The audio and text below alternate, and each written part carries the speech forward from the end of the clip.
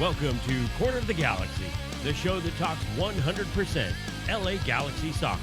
We're glad you could join us. Now it's time to sit back and relax as your hosts navigate through the twisting, turning, but never boring world of the five-time MLS Cup champion, LA Galaxy. Hello, everybody. Welcome to Corner of the Galaxy on cornerofthegalaxy.com, coming to you live from COG Studios on Thursday, November 21st.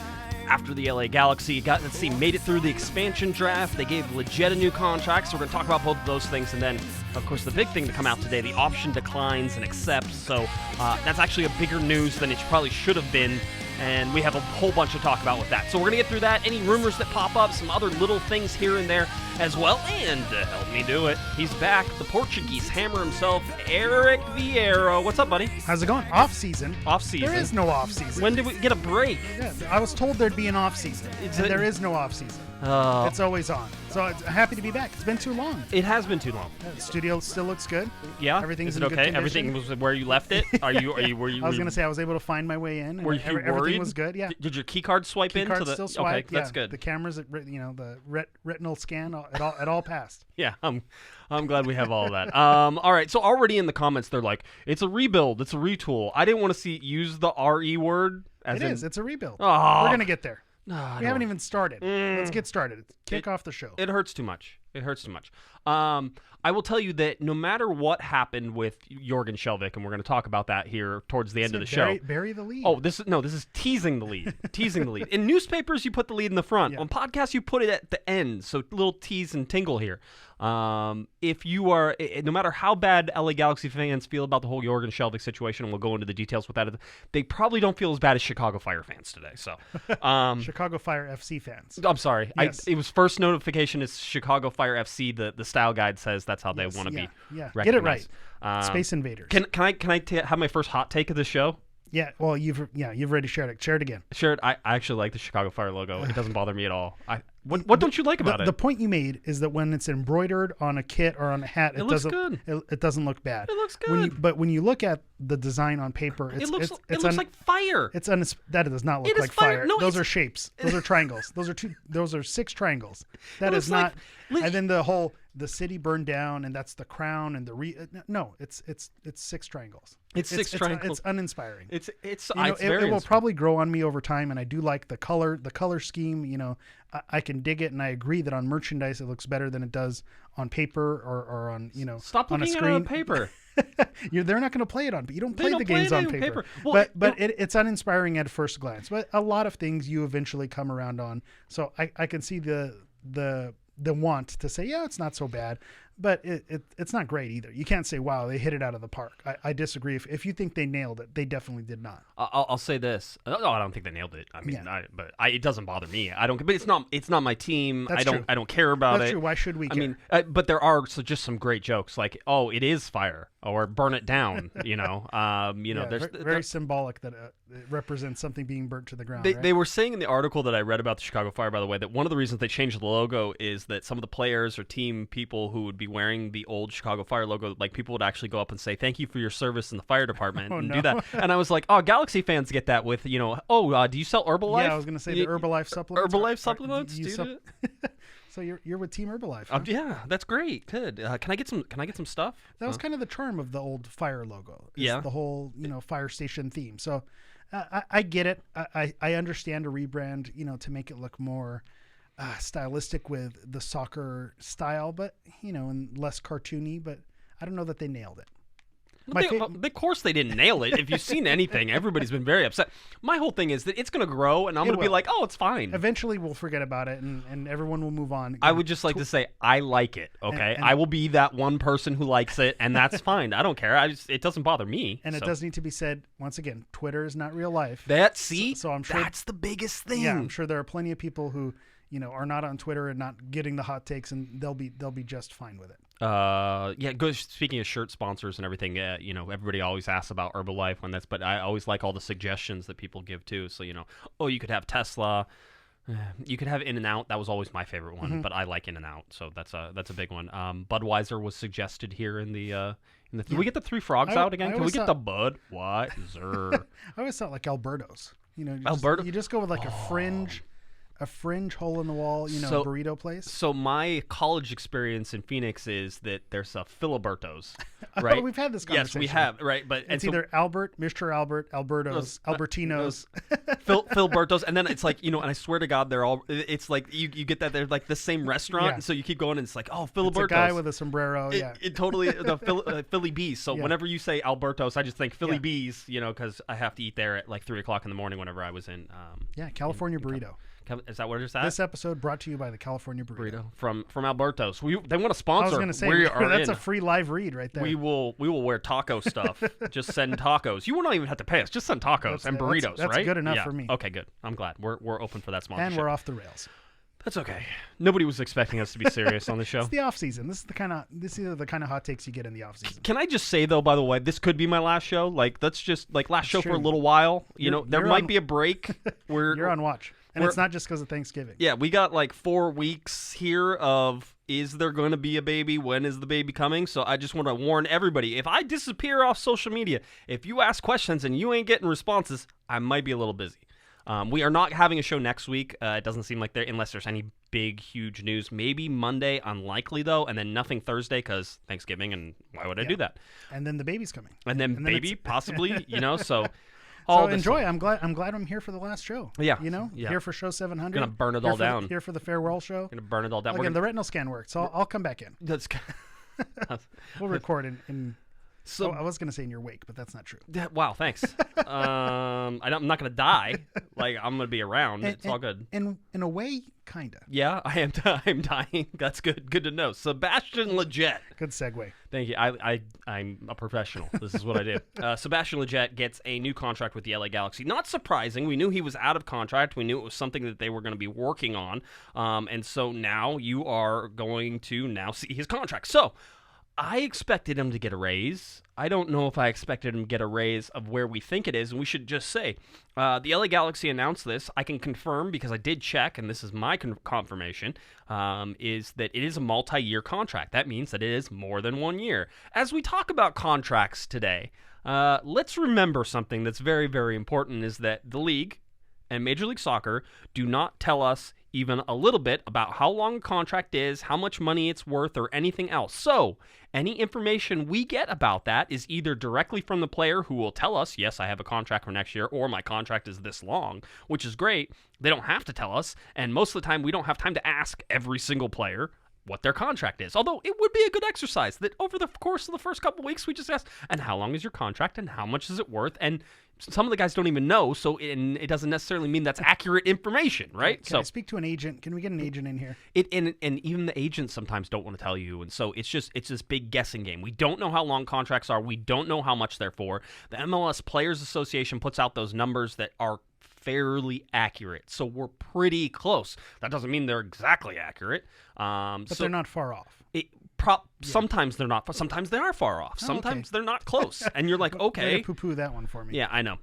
I would say they're fairly accurate, and that's about 90% probably in there. So this is why MLS is a pain. So as we go through all this, I can tell you that Sebastian Lletget has a multi-year contract. That could be 1 year, it could be 20 years, or it could be 2 years. It's for sure the 2 years. 20-year Lletget contract. I don't know. It could be. It's for 50 years out in the way.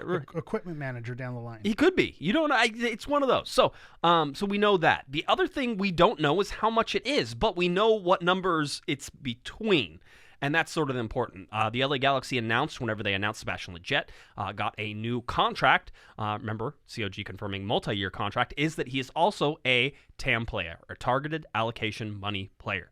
So with that TAM, we now know that with the current CBA, how it's structured, and this deal was made under the current CBA and not the next CBA, which we don't know what it'll look like, and there might not be a thing such as TAM. If it's negotiated during these terms, it has to fall under... It's honored for that amount. Who knows? It's honored for the amount. Over the terms of the contract. Over the terms of the contract. Yeah. But if the CBA would go and eliminate targeted allocation money and general allocation money, then he wouldn't be a TAM player. It would probably just be that he would just get the amount of money he gets his salary. To the salary. Yeah. I mean, I don't think his money's not going to change. It's just how it gets classified by the league would change. So we know he's a targeted allocation money player. We know it was done under this CBA that was signed, I think 5 years ago, which with the introduction of TAM, gave a floor and a ceiling for that targeted allocation money. And the max budget charge is the floor, and the max budget charge in 2019 was $530,000. Now, we expect that max budget charge will go up in 2020. So whatever that number is, it might increase, I think, by about 5%. Right in that, or 4.2%. It's some weird Crunch number. The numbers. Yeah, so whenever you look at it. APR? Yeah. So anyway, so 530. So we know Sebastian Lletget's contract is at least $530,000, and we know it can be no more than $1.5 million. Now, is this the guessing game part of the show? Is this like The Price is Right? Yeah. What would you guess? $1. What would you guess his contract is? I would say it's closer to the 530 than it is the 1.5. So that's really? First of all. Oh, okay. Yeah. I don't think it's I don't think he's in the $1 million range. I would say. I don't think he's there. I think he's in the 600 to 650. I could see him getting up to 700. Okay. I think as a fan, you want to keep it close to the 530, but I think and I think the Panda mentioned this earlier, given, the national team call-up type of player and what he's been with the organization. Is he the longest tenured player on this current roster? He might be. He could be in the neighborhood. I just think they're going to value him at that level. And then Jorgen is going to come up a lot today. If you could pay Jorgen $1 million, giving Sebastian 700 is not so bad. Yeah, but we also sit there and look at Jorgen and say Jorgen doesn't deserve $1 million, so that's not really a good thing to measure. So yeah, but still, we know that that if it's just above the 530, Sebastian Lletget was making 312.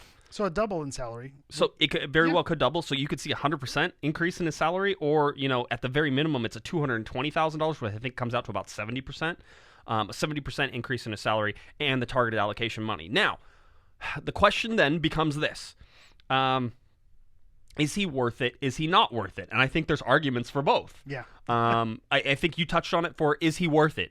You have a U.S. men's national team player. You have a domestic talent that doesn't take an international slot. You have a guy who has been somewhat of a proven player. Now, he's had injuries, and we can talk about that in the not worth it part. Mm-hmm. But he's had some injuries, but he came back from it, and he seemed to be the most effective choice at the position from the last, down the stretch of the last games. And I think you said national team player, domestic player, fits the system or fits where they're going. I think a part that needs to be factored in as well, especially when you go over tenure, the amount of time he's been here, is you factor in, bit of a fan favorite, important to the club. How much of that? This is a club that was willing to bring Juninho back last year for sentimental reasons. Mm-hmm. So if they value, what players mean to the fan base, then that could be another check. Now, I'm just sitting here bringing that from the fan perspective. Right. I would hope that the front office isn't making moves to appease the fan base. Don't do but that. But at the same time, they sell jerseys. It brings people in the stadium. Yes, they do. If you have someone who bought season tickets in 2015 and they loved coming to watch Sebastian Lletget, to watch him go, that could be a factor. Yeah, and it's something to look. If you look at Sebastian Lletget's stats with the team since 2015, remember, came into that season a little bit. It took a little while for them to get him in. That was a whole Bruce Arena thing. Almost 8,000 minutes, 14 goals, 18 assists. In 2017 was basically a lost season. Only 3 games played. That's whenever he got injured with the U.S. men's national team. The Liz Frank injury, I believe. And so that set him back. That was a cursed year. It was. Now, 2018... 28 games played. 2019, 29 games played. So you're starting to see it. And by the way, 2019, most minutes he had in Major League Soccer, over 2,316. Yeah, it seems like the further he gets away from that injury, obviously it's a good thing. He's got to keep the pelvis healthy. The pelvis. But at the same time, I think he's showed himself the second half. Halfway through the season, I was ready to say, if we're making trades and trying to bring other players in, I was willing to see him go. But I saw him turn it around, and I think part of it was playing alongside Jonathan Dos Santos. I think his game has improved being part of that triangle and being part of that midfield. And I think when Fabio Alvarez was brought in, that disrupted that triangle of Corona, Dos Santos, and Lletget. And I think when he disrupted that kind of threw him off. And maybe when he got that time again, he looked better in the second half of the season towards the end than he did in the first half of the season. So part of that, I think, is injury. When he first burst onto the scene, we saw someone who was fearless in front of goal, had a little bit of sauce, trying to, do some moves, a little bit of razzle dazzle. And he moved away from that. Now he's trying to be a little bit more of provider. But with Zlatan gone, I think he needs to contribute a little bit more, be more direct and attacking, and not be so much of the putting it on a platter. I want to see him go back to that Lletget we saw when he first burst onto the scene. 7 goals with the LA Galaxy in 2015. He's matched that, just 7 goals through his next 4 seasons. Yeah. So, he also played a different position, and that's always been an argument too. Where is Sebastian Lletget's best position? Is it center? Is it out wide? We can argue that some more, and that's not an answer I think we could even get to on this show, but I'll tell you this. If you want to be cynical about this, I'll tell you that I don't think this contract at the targeted allocation money level gets done if there's not a CBA being negotiated right now. Okay. And the reason that I go there is that Major League Soccer has had an extreme set of rules in which domestic players could get targeted allocation money, or that players that were currently playing in MLS were upgraded to a targeted allocation money sort of system, and domestic players have had a heck of a time trying to get that money. We've seen it a bunch of different times. So if you're going to be a cynical person, I'm telling you right now that the amount of money that they're paying Sebastian Lletget probably directly goes towards the MLS's sort of argument against the union, which is like, no, everybody can get TAM. It's fine. We're not restricting it. Look at us. You're Look, saying Sebastian there's cahoots Lletget. going on here? I mean, it's anything. Whenever you're negotiating these things, you have to look at what benefits you and what doesn't, and where are you. Where can you be open for attack? And this was one of the arguments against targeted allocation money, is that it's not going to domestic players, that it's not going to guys already on the rosters. It's, and if you talk to any sort of, I'm not going to say lower level player, but any player in Major League Soccer, in terms of salary, yes. in terms of salary, is that they'll tell you straight up, we don't get to that TAM. Look at Jorgen Skjelvik, makes $1 million. Here we go, Jorgen again. Look at Jorgen Skjelvik. It's going to be a Jorgen heavy show. Yeah, so makes $1 buckle in. million. Look at what Dave Romney was making, and now he's off to Nashville. That's what I was going to point to, because Dave Romney said as much, in an exit interview and in an article. He basically said, you see other players being brought in at quadruple your salary, Jorgen not performing to that level. Jorgen, so you're absolutely right. Someone like Dave Romney, who is not going to be your $1 million player, but when they bring someone in who doesn't do the same job and they're paying him that because they're an international and they bring some mystery. I think someone in the LA Times wrote, Jorgen was a great player. He was coming. I don't know who that was. That was those guys in the LA Times. They don't know. But the first article I ever had published in the LA Times was the announcement that Jorgen Skjelvik was coming to the LA. It's still I have it in newspapers somewhere in here in the studio. What a crowning achievement. Yeah. So at least he's with the team again. You still get to. Can we just if we do look at that article just for a second, can we just nod that I guess the salary pretty darn close. I was within 10% of the salary whenever that came out. The game changer. And by the way, nobody would confirm that. It was one of those things where I was talking to the Galaxy and they were like, we're not telling you, blah. I'm like, but it's like, it's got to be like, it's over $900,000. It makes him one of the highest paid defenders. And then there was an argument about whether or not he would be one of the highest paid defenders, and he ended up being one of the highest paid defenders. So yeah, it was a whole big thing that happened. Okay, so the other part of it is back to Lletget. Yeah. How much do they know about what's coming with the union negotiations? Who knows? So maybe they make this offer knowing that maybe TAM is not going to be a factor. If they know that this is something that players are arguing to get rid of, you say, yeah, we'll offer you TAM because we know TAM's not going to be here in 2 months. So who knows if they're playing their poker hand in this way? Is it crazy to think that the owners may be in favor of getting rid of TAM and JAM, or do you think they like the restrictions on that? I mean, we go into this thinking that these two are at odds, right? That the players and the owners are like, no, that's not going to work, blah, blah, blah, whole deal.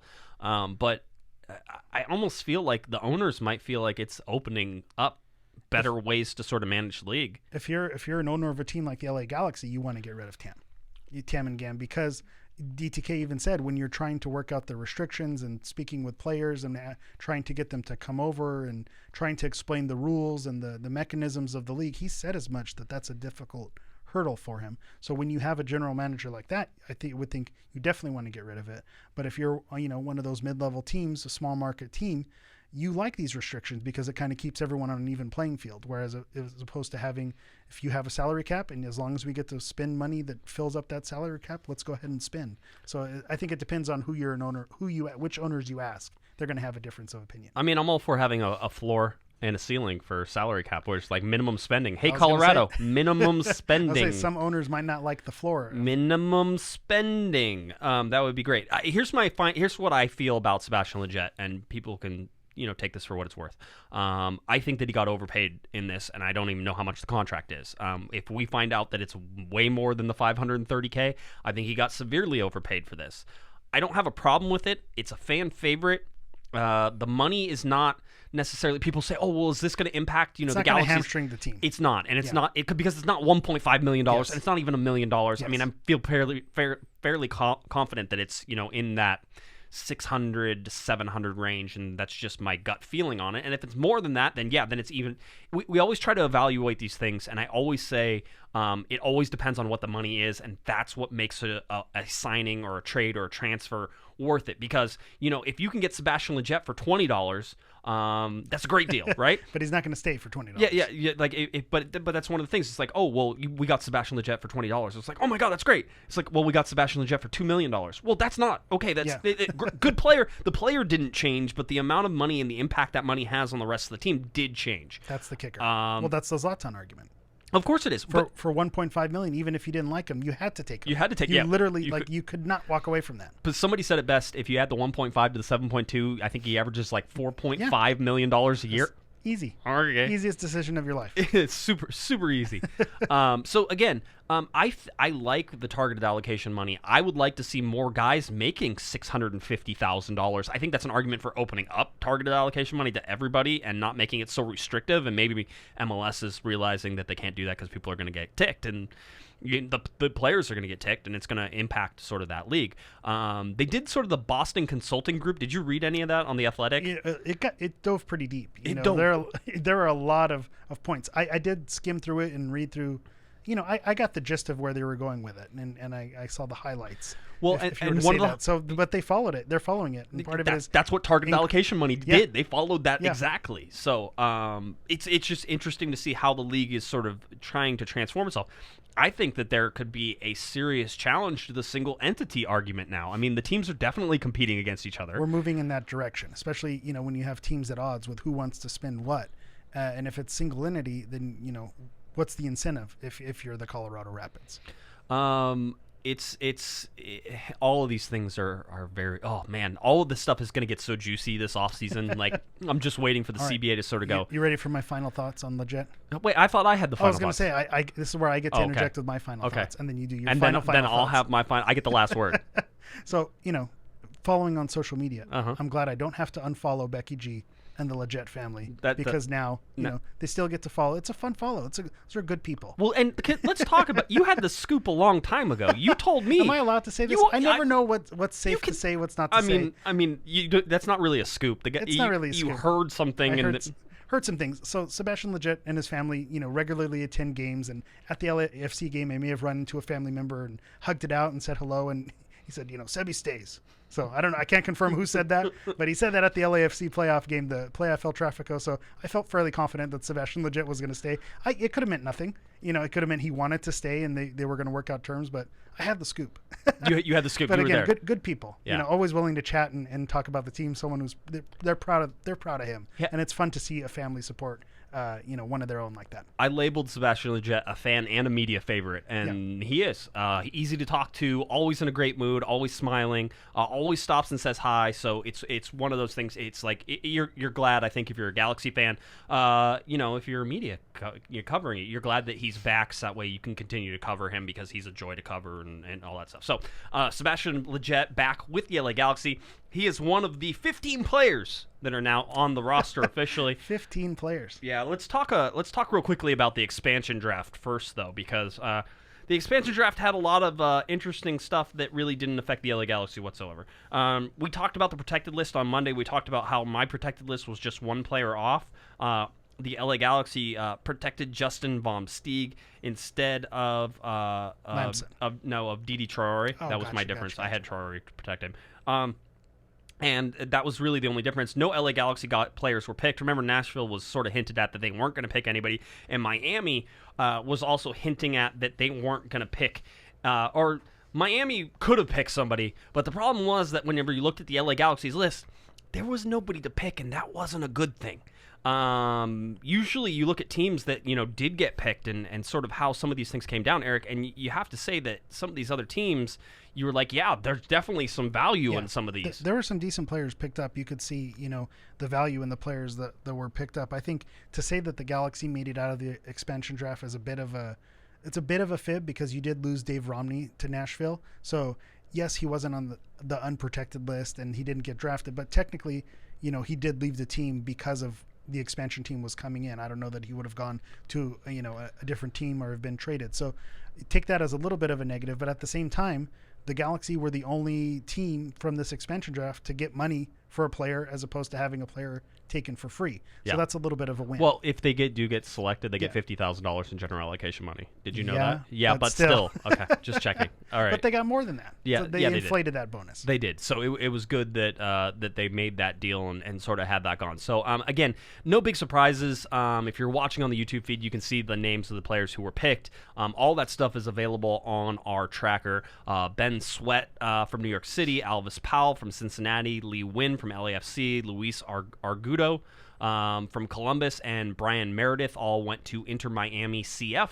And then Nashville SC, Abu Dunladi, Zarek Valentin, Jalil Anibaba, Brandon Vasquez, and Jimmy Madronda. But there were a whole bunch of trades that happened right after that. Those players didn't stay put. Yeah, some of those players didn't stay put at all. And so you can just go to the MLS website. I'm not going to track that. That's not a Galaxy thing for me. None of them landed here. Yeah, I was going to say that none of those trades affected the LA Galaxy, and therefore we don't have to talk a whole bunch about it. But it was just, again, I think the big takeaway there was that when you looked at the LA Galaxy and who they made available, there was nobody to pick from that. And that, well, again, not a good thing. It just showed the Galaxy didn't have the depth that some of these other teams did. And with Zlatan being on the list and Tuna on the list, was Pontius on the list? I think he was, yes. And he had retired. Yes. So a lot of this was kind of funny money type of thing where they put players out there that were never going to get picked, although it would have been a wild flex if Miami just said, we're taking Zlatan. Yeah. I don't care. We're not keeping these players anyway. We just want to technically say he was a Miami player for 21 days. Can you imagine that Zlatan comes unhinged at the mere fact that his rights his rights. Nobody owns Zlatan's rights. So, I think it was intentionally set up for them to not have anyone taken, which can be a good thing because, hey, good news, we didn't get anyone taken. But the bad news is we didn't have any valuable assets that were wanted. I mean, you looked at Perry Kitchen was one I thought might go. Perry Kitchen's still under contract with the LA Galaxy. We'll go over all those options and declines here shortly. But Perry Kitchen was one I thought might go. I thought Didi Traore, but he was a reserve roster spot. Again, there's rules to this that if you're on a reserve or supplemental roster spot and you get selected in the expansion draft, you have to get a senior roster spot, which most teams don't want to give up their senior roster spots on guesses. Yeah, and again, the Galaxy we're saying are pretty bare bones with 15 players on their roster right now. Nashville and Miami are starting from scratch. So we're talking, if they're going to pick someone, this needs to be someone who's going to be part of their core. Yeah. And I don't know if Didi Traore is someone that you build your team around. Let's see. It's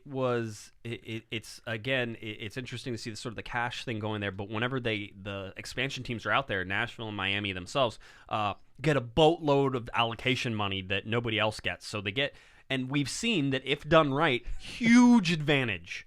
Huge advantage. The best seasons of ever in MLS have been because of expansion money. Because of expansion money, exactly. So, I mean, and somebody, by the way, said it's ridiculous we have this expansion draft. There's no use to it, and you can see that there's a huge advantage gained from these expansion teams. They're basically saying that the expansion process needs to be tweaked because there's a huge advantage to having zero contracts. Well, it's one or the other. Either, pick our players and you don't get the extra money, or you get the extra money and then use that money to buy players from teams. Yeah. It's one or the other. They get both. They do. Yeah. And it's, again, we've seen it. It's been an advantage. All right, a little LA Galaxy stadium news. The LA Galaxy released an image of what the proposed safe standing area. Yeah, I want to make sure I got it right.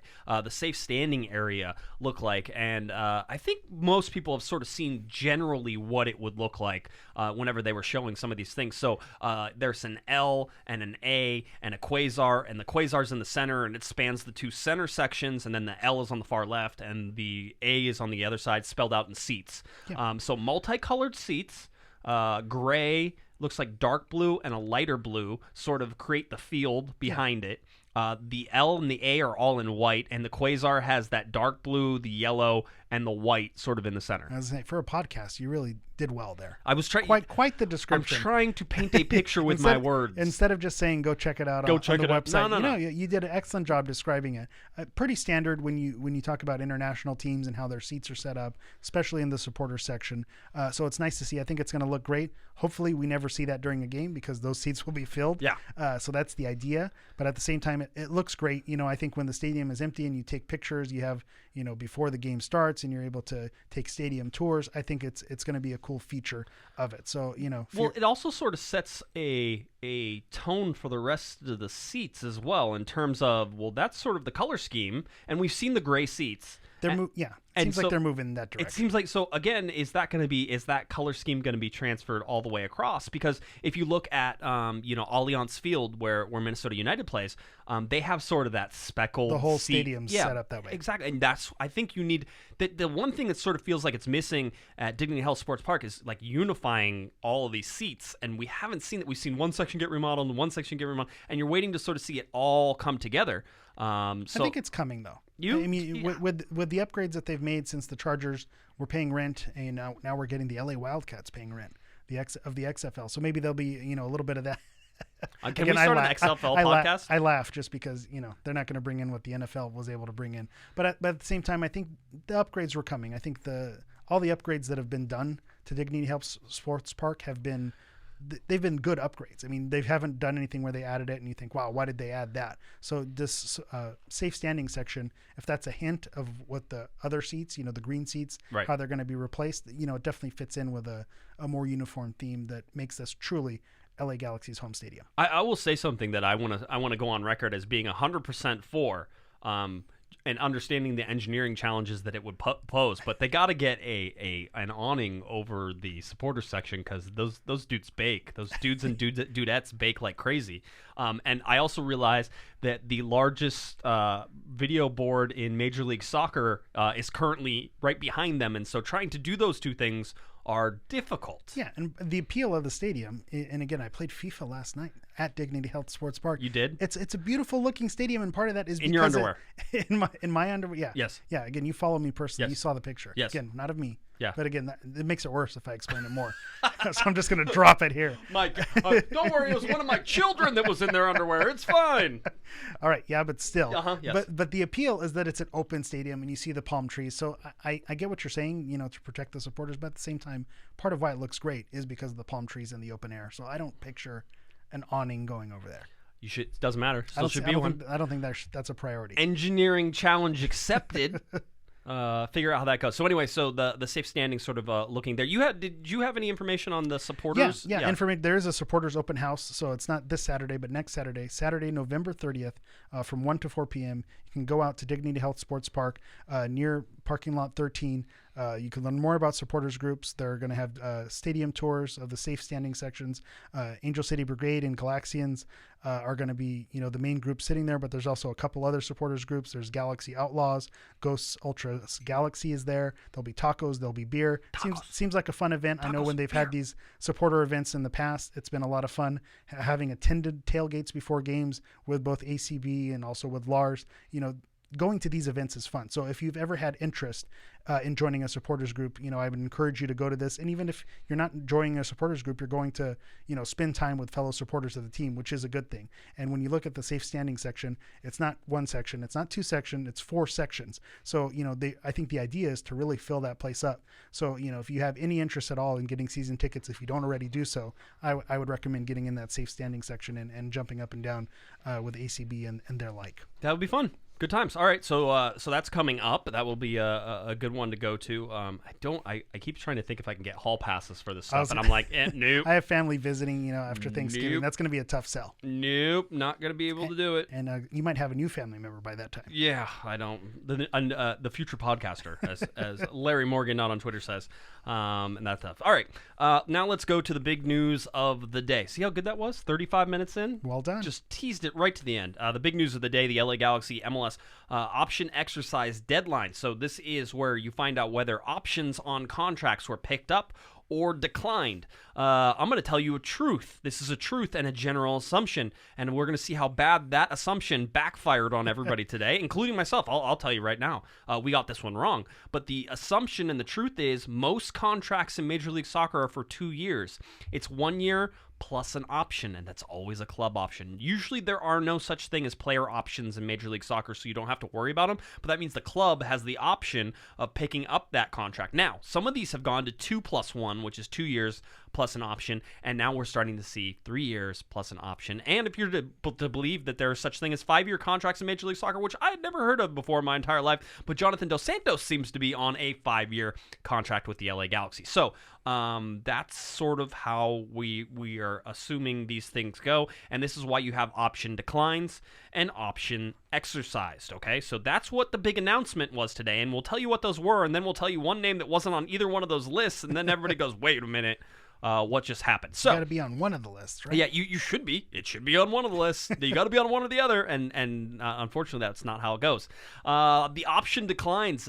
Diego Polenta had his option declined. Fabio Alvarez had his option declined. Juninho, Joao Pedro. I'm sorry, Hammer. Rest in peace. I forgot for a little bit that Joao was even on the team. Most people did. And then he got his option declined today, and I was like, oh, Hammer is not going to be happy about that. I think Joao would be upset if he got his option extended. So. Everyone's happy with this one. He wants to go. He wanted to go back to Portugal. He's good where he's at. Tomas Hilliard Arce, option declined. Servando Carrasco, option declined. Matt Lampson, option declined. And Hugo Ariano, option declined. We'll talk about and sort of analyze all of these. Now let's go to option exercise. There were only 4 who had their options exercised, and I'm guessing that only one of these is a significant one, and we already know who that is. But Justin Vom Steeg had his option exercised. Rolf Felcher had his options exercised. Again, we'll evaluate all of these, and I'll sort of tell you what I know about each of these. Emil Cuello, option exercised, and Christian Pavone, which was the big one, and we know the loan was extended and the option exercised on him. Yeah, not a surprise. Now we go to out of contract, which is always the interesting ones. We knew about all of these, I think. I don't think there were any surprises. We thought there was one more on this one. Out of contract, Roman Alessandrini. Out of contract, Daniel Steres. Out of contract, Zlatan Ibrahimovic. And out of contract, Bradford Jameson IV. Now, the big deal here was that we thought, and we were wrong. So there's 2 more notes that I think are honorable mention is Uriel Antuna had a loan that expired, so he's not returning. He's not returning. And then Chris Pontius retired. He's now an agent. So maybe we can get him to explain what's going on. I don't think I haven't thought about that, by the way. I've been like, so let's talk to Chris and see what's going on and how that goes. But anyway, so that's where we sort of sit. So those that's your roster. The roster as we know it right now, and I'll go through it, and then we'll, of course, tell you about where all these exceptions were. And by the way, I have to point out, and I pointed out on the last one, and I'm pointing it out again, Christian Pavone listed as a forward. Continues to be listed as a forward, which has to indicate a 4-3-3. I'm just telling you that. Well, if he wasn't listed as a forward and you saw the lone forward that was listed there, it'd give you a little cause for concern. It would. Again, it would. With no offense to Ethan Zubak. Yeah, that was good. He's cool. We like him too. Nothing personal. Here is who is currently on the LA Galaxy roster. These are players that are on the LA Galaxy roster through the 2020 season, and we expect that there's going to be additions to this as well. So no need all this, but we're sort of looking at them. Jonathan Dos Santos, designated player, in for 2020 and beyond. Christian Pavone, Jorgen Skjelvik, we'll get to that. Pipo Gonzalez, Joe Corona, Perry Kitchen, David Bingham, Sebastian Lletget, Rolf Felcher, Julian Araujo, Emil Cuello, Justin Vom Steeg, Didi Traore, Efrain Alvarez, and Ethan Zubak. Now, one of them is that Efrain Alvarez still has a contract, and there's been lots of talk about him possibly departing and heading off to Europe, so we'll see if that dude stays as well. But for right now, the guys you see on this list are the ones that we're talking about. Okay. Here we go. Do we go one by one? How do we break this down? I don't know. I'm trying to. There's so much stuff. Let's go with the options decline because the first one is a good one. Okay. Diego Polenta, defender for the LA Galaxy, option decline. We have been telling people since the exit interviews that it seemed that Dennis Tecloso was not 100% sure that Diego Polenta would be back, and this sort of lends a little more credence to that. Now, Before we go too far, you'll remember that Rolf Felcher had his option decline last year, Hammer. That meant that the LA Galaxy declined the option on his contract and then renegotiated his contract down and then signed him, and as you see, signed him through this season. Yeah, that to me is what gives me a little bit of hope of this, because, your defender of the year, everyone's consensus defender of the year with absolutely no doubt, no question about it. So to see him walk away, I think would make me a little bit sad. I know he didn't have, he was a little bit inconsistent at times, especially with the last taste that we had in our mouth. His performance was not stellar, but I think overall he was a solid addition to this team. So the one part that I'm okay with this is the precedent that was set with Rolf Felcher. Maybe they looked at his salary, shows him here at about $700,000, $775. Yeah, almost, $775. Yeah. So at that price tag, maybe you're not willing to bring him back. So if someone else wants to match that and he wants to walk for more money, great. But if you can bring him back at a lower price, I'm okay with that, because again, he's not someone you want to lose, but maybe he's not someone you want to spend, $800,000 on. Yeah, I would say if you're trying to bring him back at the $775, I wouldn't. I would say no and let him walk. It's one of those things that you have to sit there in Major League Soccer and sort of decide, okay, so is he going to be a TAM player, first of all? Are you going to pay him that much? There are several players on this team that are already, I'm guessing, one I'm not guessing on, but one I'm guessing, one other one I'm guessing on. Did you talk to family members in the hallway? They're just outside the studio. My method? Yeah, that's right. I just harass family members at games. Technically, I didn't harass. Tomato. But no, whenever you look at it, there are a couple players that we know are asking to take some haircuts. Ramon Alessandrini and Diego Polenta look like they're probably in that range.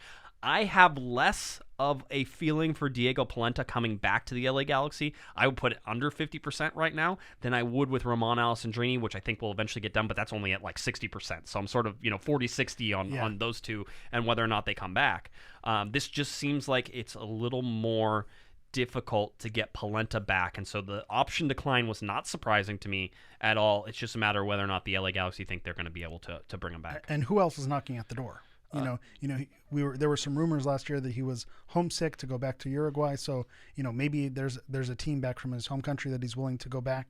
And, if you're able to save that money, and again, we always talk about international slots and then how important domestic players, maybe you can get someone at a cheaper price that doesn't require an international slot. Who that person is, I don't know, unfortunately. But, these are all things that need to be weighed when we take it into account. Well, we talked a whole bunch about Ramon Alessandrini on Monday, so we won't cover that. He's out of contract. Galaxy seem like they're trying to bring him back. Are you nervous about it, though? I'm a little bit nervous. What, whether or not they bring him back? Well, or like whether he comes back and then you're nervous? Both. Because part of me is, how much of a pay cut, because, I do listen to the show. If he's, coming back at half the salary. Wait a minute. You listen to the show? Well, there's at least one of us. There's one of us. That's good. Montreal, went for an international slot. They have a French coach who's, supposedly bringing in some, high-level players. Didn't you say you were all over that Impact team if they get Ramon Alessandrini with Thierry Henry? And Fabio Contral's another, Portuguese player that they're rumored to be going after. But I'm a little bit nervous because I think he's an attractive asset to another team. So if you're Ramon Alessandrini, are you willing to give up $500,000 to stay in LA? Is it worth it to you? So if it is, good for him. But at the same time, I'm a little bit nervous. Montreal seems cold and they speak a lot of French. So I'm sorry. He doesn't want that. Not the cold part. He can go to the tanning bed. This dude is like flex positive all the time out on the beach. He's like, look at these guns, know. Right. So he's good. I'm just saying, I'm not going to feel good until he's signed that contract and a 2020 LA Galaxy player. I think that it's a big risk to bring him back at almost any amount because you don't know about the injuries, and so you risk overpaying. That's fair. I think there's more chance that the Galaxy could overpay and it go wrong than if they lose him and he goes somewhere else. Well, I think that was part of the argument for Rolf Felcher as well, as he missed some time with injury in that prior season, so it was almost like a retro pay type of situation. So Roman, maybe he's takes a shorter deal because he knows he got paid for not playing this season. Chat room says this will soon be corner of the Impact. Yeah, am I being traded? Yeah. Do I get 10? Yeah. We get money. You get nothing. Podcaster allocation money? Yeah, that's it. What, Pam? Yeah, I think that works. Okay, good. Just checking. Let's see. Daniel Steres is out of contract. They're negotiating with Daniel Steres. I expect that to get done. I also expect that Daniel Steres is asking for a whole bucket load of money. Romney gone. Yeah. You know, the money that Skjelvik is domestic defender. Yeah. Come on. Get your money, Daniel. All $1.5 million. Take all the Jorgen money and some other people's money. All right. If Diego comes back, take his money too. That's a joke, but it's one of those things. As domestic defenders, and we talked about it, have been severely underpaid for so long that it's good that I think Daniel actually has some leverage in his favor. Yeah. So if Dan can get some more money, then I think you should try, because at $155,000, he was worth more than $155,000 last year. That's a steal. You're talking, if you paid him $450,000. I think that's what wasn't Emma Boateng making something around that. You know, when he was and he traded? Can't shoot. Dan Steres probably had more goals than Emma Boateng. Somebody check the stats. Yeah. I don't have it. Did that happen? That might happen. All right. Anyway, so those are your out of contracts: Roman Alessandrini, Diego Polenta, Dan Steres. Back to the option declines. Fabio Alvarez. They say that they declined his option. From my understanding, his option was an option to buy, and they didn't want to buy, and so therefore adios. So Fabio Alvarez goes away, and we don't expect him back. Yeah, that was surprising given his Pavone connection and how much weight they put on bringing in Pavone. But at the same time, he didn't light the world on fire. It feels like he's replaceable. You know, if they're able to get another loan deal with a player of his caliber, it seems like you can get a comparable like for like, or maybe a little bit better than Fabio. Let's see. I love the chat room, by the way. Totally polarized on Dan Steres every single time. Get rid of him. He's the best defender we have. It's one of those that tells you that he's right there. It's right, the three bears right in the middle. Right there. You know, maybe not the greatest, right, but he's not he's not your worst. He's just right, and we need him. Juninho, I really don't. I think Juninho retires. Yeah, I think thanks for the memories. This is it. Joel Pedro is never coming back to the United States ever again. Rest in peace. Tomas Hilliard Arce is an interesting one, only because he was highly touted coming out, but I really didn't see anything that tells me he should be staying around. It was a little bit surprising because they weren't going to pay a lot of money to keep him around, but at the same time, he wasn't able to crack the first team roster, and isn't that the whole point? You know, you're not signing players to get G2 minutes. You're signing players to get on the big boy roster. Yeah, and again, with Hilliard Arce making made more $1 million? Mm-hmm. No, $123,000. Yeah, that's what I said. That's what you said. Same thing. Same. $1 million pennies. Yeah, what's the conversion rate there? Tomas Hilliard Arce, Servander Carrasco. We've told you. Kevin has told you. I have told you. There's a good chance that he could also say adios because he's going to have to go play dad. Thank you. Thank you for saying that correctly. What? Not the other thing. Which was what? He's not a Mr. Mom. He's a dad. He's a dad. That's what a dad is. Yeah, he's got to go. He's got to go. He's got to go take care of the house. Yeah. And he's got to do that while Alex brings in the money. Yeah, that's fine. Fine, works for me. You know what? Living the dream. If my wife wants to go do that, that sounds like a great idea. I can podcast all the time. Let's do that. We daily podcast if my wife decides that she's going to be like the straight up, I'm going to work and you stay home and take care of the kid. Daily podcast. Maybe not. No. Michaela, don't do it. She's not going to do it. Nobody can handle that. Nobody can handle that. Okay, so we have that.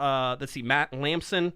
Not surprised. I like Matt Lampson, though. I think it's one of those, it's a good guy, but when you look at Vom Steeg is someone who's supposed to have potential. And if you have a young keeper, why not give that keeper the minutes in your open cup or in your injury spot? For $70,000, you can keep Matt Lampson. Or maybe his option was higher than that. Maybe that's one of those they renegotiate and they try to keep him. I mean, unfortunately for Lampson, he sort of seems to travel around a lot. So this probably isn't anything new for him. He'll probably land somewhere as a backup. But I think if you're trying to develop talent for the future, if maybe Vom Steeg is your goalkeeper of the future, right? Give him the minutes now. He's not going to be the starter, but he can fill in those spots and be the number two and work his way up. I think that's a natural progression for a younger player as opposed to bringing back, a more veteran presence like Lampson. We have an update.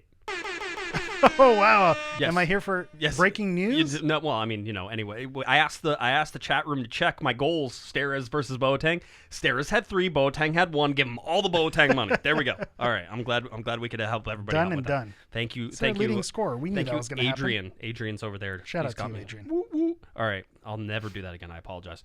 Let's see. So we did that. Matt Lampson, Hugo Ariano.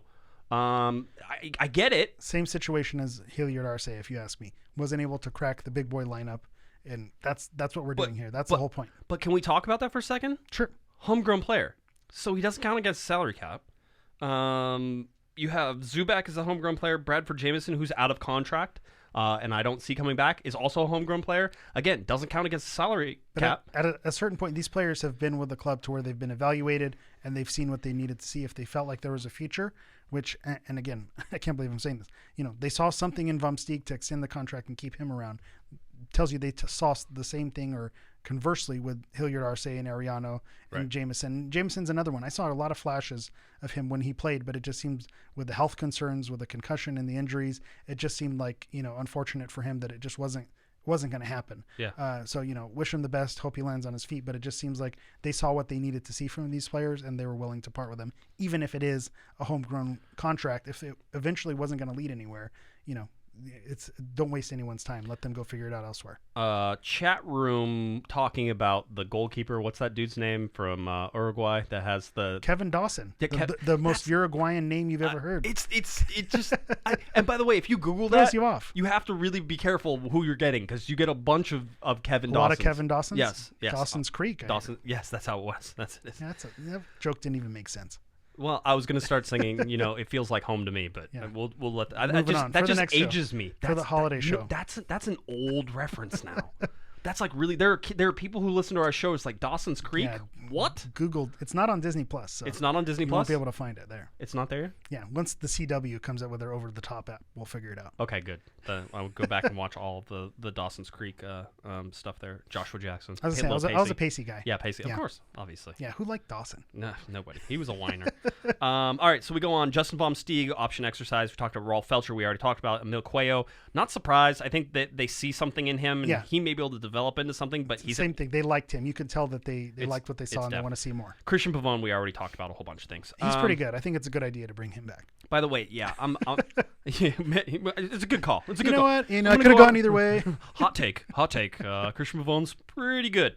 We're going to bring him back. Out of contract, Romano Sandrini, we talked about. Daniel Steres, we talked about. Zlatan Ibrahimovic is gone. Bradford Jameson, the fourth, I said, I don't see him coming back. Yeah. So. And Zlatan's going to have fun at Spurs with Mourinho. So once Mourinho brings him in, super sub, it's going to be a lot of fun over there. All right. Now we get to the man who screwed everything up today.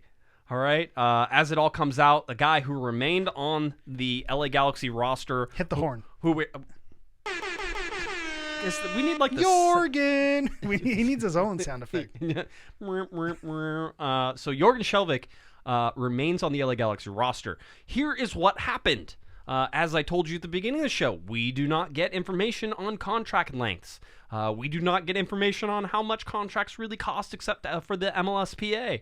And if it wasn't for them, we'd have no idea how much these contracts cost or what it was. So when you look at all that, what we saw was Jorgen Skjelvik is on the roster. It means that he didn't have an option and the Galaxy picked it up. It means that they didn't have an option and they declined it. It means he wasn't out of contract. It means that Jorgen Skjelvik, whenever he was signed by, Siggy Schmidt and everybody else who was around for that offseason in 2017-2018. Yeah, that transition year. That transition year, that they brought him in on a 3-year at least contract. Jorgen Skjelvik could be on a 5-year contract. Is he on the 20-year? He could be on the 20-year legit contract, right? I mean, and by the way, that was a joke. I don't want people to actually think legit has 20 years. We just know it's more than one. They're going to pick that up in Norway. Yeah, exactly. Sweden listens to it. Now Norway's going to come after us.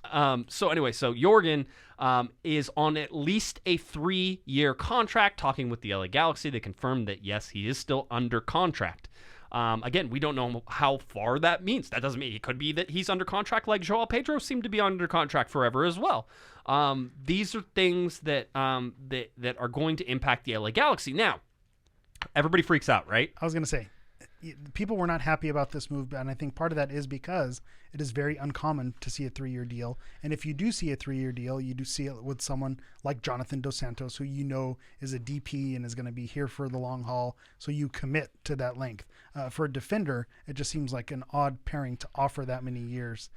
So people are not happy about it, I understand. But because everyone's not happy about it, you have to go the other direction, because that's just how I am. He improved from 2018 to 20. All right, I couldn't do it with a straight face. Don't. I just didn't want to bash a guy who's going to be on our roster next season. That doesn't feel right. Here's the thing. and I don't have any inside information. This is just, again, we go back to what happened at the transfer deadline and stuff that I was able to report and that I know is true, is that the LA Galaxy were in talks with Hammarby to loan Jorgen Skjelvik to them or sell him to them. At some point, it was to get him off this roster.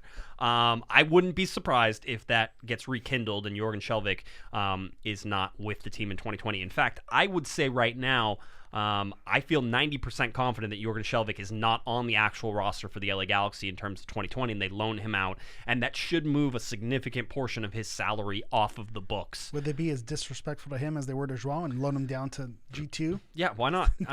I mean, they could. Was kind of a dirty move. I don't think you can do that. See, Joao was making no money.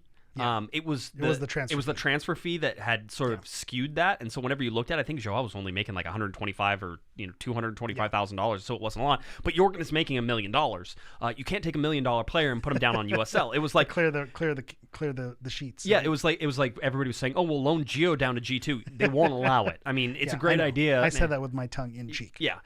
So. It's not going to be one of those things that you're going to see. Jorgen is not going to get loaned down to LA Galaxy 2. He's going to get loaned out somewhere else that allows... Or he's going to stay. No, I don't think he's going to stay.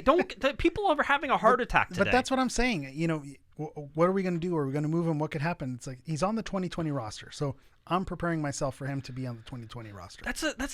How much do you drink a day if you were preparing for that? Because I don't know. I'm not... Again, we said the R word, the rebuild. It feels like this team, without a 30-goal scorer, with 15 players as constructed, I don't feel as high on this team in 2020 as maybe you would have asked me last season. What does the future look like? Oh, it's bright, man. Yeah, we're not going to rebuild. We're going to keep some of these core players and move forward. But then when you see the players that have left, you think, man, when you look at our roster, there are a lot of holes still to fill. Oh. So right now, I am not feeling great about the 2020 season, but again, there's a lot of moves to be made and a lot of time before that opening match. So I have the potential to feel a lot better later, but right now, a little bit grim. 15 players currently on the LA Galaxy roster. If the LA Galaxy were to re-sign Roman Alessandrini and bring back Diego Polenta, that would mean that their total number of international slots, which is at 8 right now because it resets every year, at 8 would be used. I just want to point that out. So if they bring back Roman and they bring back Diego Polenta, neither of those guys has a green card, although Roman Alessandrini could really do himself some favors if he gets a green card, because that means that he could probably... You're asking a lot. Take a pay cut and get a green card. And get a green card. It's some of the stuff, but there's a lot of shopping to do for the LA Galaxy whenever you look at all these. So 15 roster spots currently filled. We're expecting some more of those to be filled with Daniel Steres coming back. I think that one feels like a lock. It's just a matter of when they get that one done. And so that's 16. So you have 14 spots to fill. There's 30, tops out at 30. And the one thing I will say, and I said this when Zlatan left, a lot of these players, last season, DTK came in and GBS came in. You said, well, these aren't their players. It's not going to fit their system. Well, now everyone that comes in is going to be their players. So if you believe that there are people who didn't fit the system, the people they bring in now need to fit the system. So we're really going to see, if you had questions about the coaching ability of Schelotto, you're going to see what can he do with the players that he chooses. And then now you're going to get to see, is it a coaching thing or is it a personnel thing? You can't blame the personnel in 2020 and beyond. In that 4-3-3 that definitely is happening with Pavone listed as a forward. Maybe they just did it like you said because there are no forwards. The list would be pretty empty. Oh man, there's a lot of stuff to go on here. But I mean, here's the thing with Jorgen, and again, we'll flip it sort of back to the beginning. Talk to me about price. If you could get Jorgen Skjelvik for $250,000, bring him back. I'm good with great. that. But you're paying him $1 million, and that means... And it's going to bump up because, again, with these contracts, they usually increase. They increase every year. So I would expect we're paying more than that this season. Yeah. Or at least on the books for that. Listen, the LA Galaxy still get to. Here's the good news in all this is that whenever you look at the targeted allocation money that's being used, TAM for Skjelvik, TAM for Gonzalez, TAM for Corona, TAM for Perry Kitchen, TAM for Lletget. Those are the ones I have right now. Eventually, you're not going to be able to TAM. Yeah, right. Yeah, it runs the cap out. Goes up. Yeah, it runs out eventually, but I don't see anything in there that like super huge breaks the bank. So I figured there's 1 or 2 players, and especially I'm still of the opinion that Skjelvik isn't on the 2020 roster, and therefore you could take his money and use that $1 million. That $1 million can get you 2 other TAM players. I was going to say if someone's willing to pay that loan fee, yeah, that'll be interesting. I think Hammarby is one of those options there, and it's AEG owned. I was just going to say AEG owned Hammarby. The other thing is people are saying, there. "Oh, buy out Jorgen," and it's like you could spend $1 million and buy him out if his contract is only this year, which we don't know. Can I tell you how frustrating this is? I think when they bought out Gio, obviously there was a DP situation, and whether you like to believe it or not, there were some other issues going on where it feel like he needed to go. With Jorgen, it seems like he's not worth buying out. You either keep him and bear with it and plug him on the field and make it happen, or you find a way to loan him. He doesn't seem like the type of player that's worth buying out. He's not causing trouble in the locker room. He's not creating issues. He's a serviceable MLS defender, and for that you're not going to offload He's him a for no highly reason. touted Norwegian defender, so he should go back to Norway where they're highly touted. Like I said, he improved from 2018 to 2019. He was a better Skjelvik in 2019 than 2018. Can't prove me wrong there. It is never. I like him. I mean, personally, dealing with him, I like him. He's a good guy. Again, none of this is personal. He tries. I really do believe he tries. It's not like he's not trying. I'm as high on him. I'm probably higher on him than most people. Yeah. It's just the price tag always brings it down. And that's why I'm saying it's not worth. I'm expecting to have him because it's not worth buying him out. And, stop expecting that. Don't expect bad things to happen. I need to expect go the other good direction. Things to happen. Don't you know how this works? The reverse jinx. Positive thoughts only. We need that positive thoughts going for. Not today. I'm grumpy. I'm the Grinch today. Everybody's asking where your game preview is. It's like, yeah, come on, get with it. For what game? I don't know. There's a Miami game coming. Can't you do something? Why are you even here? USC, UCLA. Is that what they want? Yeah. Is that going on? I'll do that happening in my bunker. That sounds good. I'll for sure publish that or something. But anyway, so that's where the LA Galaxy stand right now. If you're looking for hard news on Skjelvik, there's nothing right now. The fact is that he's coming back in 2020. He said it. He's coming back in 2020. And I think he's going to go on loan. I think that happens. I think that the Galaxy will get that $1 million. $1 million is not that much in other leagues, so you can't just That's say... what I'm saying. Chinese Super League or even the Norwegian League. Chinese Super League, he could definitely play in China. Those checks will probably bounce, but still. Yeah, we'll see. So anyway, but that means, okay, so even if the LA Galaxy do get rid of Jorgen Skjelvik, now you have to go find a left back. You don't have one. Didi Traore is the only one that you can sort of play there right now. So, I mean, or you can move Polenta out there, I guess, but Polenta's not even on your roster right now. The defense is in shambles, has been in shambles, and so far, as somebody said, great, so the defense will be the same except less deep because Dave Romney won't be back there. And it's like, well, I mean, if everybody came back, that's where it's at. You still have Rolf. I thought another divisive figure. Again for $225,000, no problem. Have no problem with Rolf being on this roster. And I think Araujo has shown himself to be, worthy. So it was more like a 95-5, would you say, the split, or 90-10? If they could kind of work that towards more of a 70-30, 60-40, get Araujo acclimated so he becomes the starting right back maybe in 2021. I think that should be the plan if you're building for the future. $242,000 for Rolf Felcher. I just want to get my numbers right.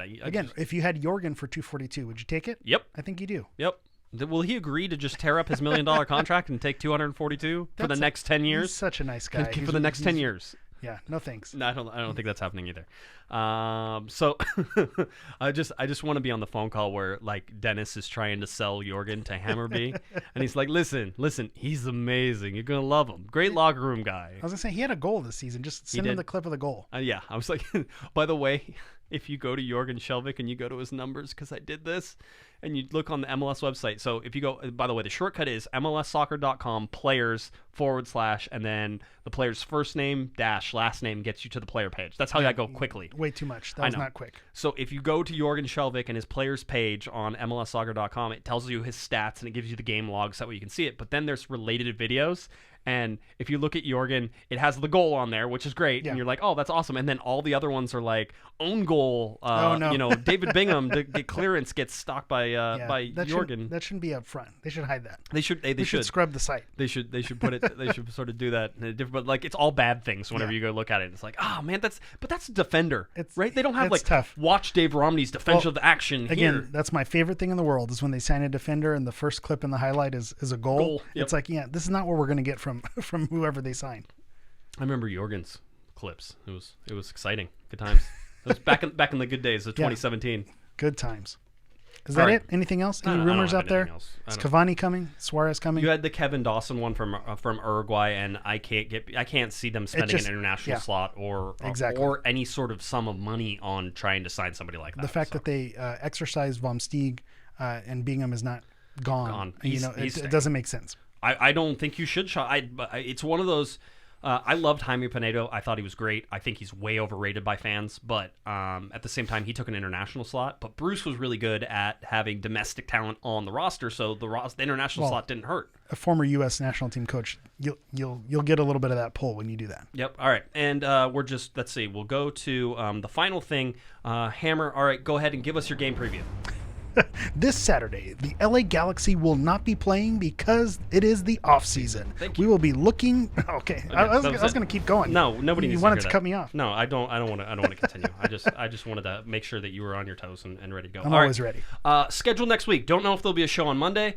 Not expecting one, quite honestly. Thanksgiving is Thursday, so probably no shows next week, which is just fine. Again, if I disappear, you know where I've gone. We're in baby mode and baby watch everywhere. And so far, I haven't gotten any text messages from my wife saying it's time to go. I was going to say I had a little bit of money put on live show. Live show amount. We got to end it. Hit the horn. I asked my wife. You suggested that we do a live stream of the birth. No, I did not suggest that. Yeah, I definitely did not suggest that. I said it'd be cool stream. if you got a text and we had to stop the show. No, that's not. No, I did not say live. You were like live stream the birth, and I asked my wife, and she said no. So I was kind of surprised, to be honest with you. I'll go to the room, after the baby's born. Come in with your camera little and your video. microphone. That would be great. Instagram live. That's right. That's how we'll do it. All right. I think we've had about enough fun for today. Eric, you want to tell people where they can find you, and then we will get on out of here. All right. You can find me on Twitter at GISHammer. You could also still occasionally listen to me on the Guys in Shorts podcast. You can find them at Guys in Shorts Pod on all platforms. And of course, you can follow me on Instagram with the professional foul, which is at Galaxy Pro Foul. That's Galaxy PROFOUL. All right. If you're looking for me on Twitter, it's at Guesman, JGUESMAN, and of course at Galaxy Podcast. Head on over to cornerofthegalaxy.com. All of our articles, all of our podcasts, all of our analysis, all that's right there. Go find the off-season tracker, bookmark it, come back to it. It's updated almost every day whenever there's stuff in there. So there's rumors on there, but there's transactions, there's signings, there's all sorts of things that are there that you're going to want to keep up on in this off-season. And as far as I know, it's the only place I know of where it's all in one place, so it makes it easy to do. So head on over there, off-season tracker. All right, I think that about does it. If I don't see everybody, have a very happy Thanksgiving. Happy Thanksgiving to you, Hammer. Likewise. Thank you. And so everybody have a good, safe Thanksgiving, and we will see you whenever we come back on the other side. All right. For Eric, the Portuguese Hammer Vieira, I'm Josh Guesman. You've been listening to Corner of the Galaxy on cornerofthegalaxy.com. Have a great one, everybody. You've been listening to the Corner of the Galaxy podcast on cornerofthegalaxy.com. You can follow the show on Twitter and Instagram at Galaxy Podcast. And be sure to check out and subscribe to iTunes, Stitcher, and Facebook by searching for Corner of the Galaxy. And for all of your independent LA Galaxy news, discussion, and entertainment, including this podcast, head on over to cornerofthegalaxy.com. Fans, thanks for listening. We ask that you be kind and courteous to your neighbors as you leave the podcast. We thank you for joining us and look forward to seeing you again. Until then, I'm Michael Araujo, and on behalf of the entire Corner of the Galaxy crew, goodbye, everybody.